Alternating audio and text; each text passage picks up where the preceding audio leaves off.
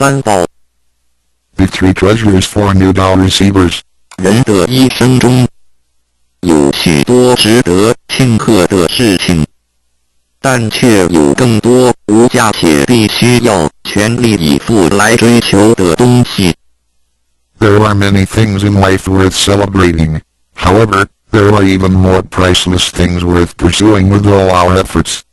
2500多年前，当释迦牟尼佛仍是王子时，亲眼目睹了人世间之生老病死。他告诉自己，一定要找到一条永恒之路。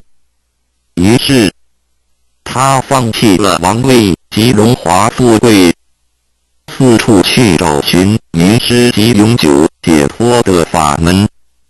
后来，燃灯古佛为他授记，最后，他修成了正果，也留下了许多的经典，引导众生开悟正果。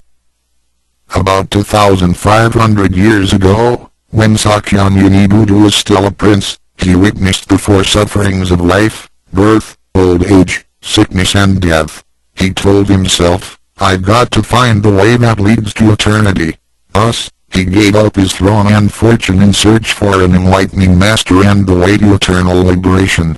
Later, he was initiated by Dipankara Buddha and eventually reached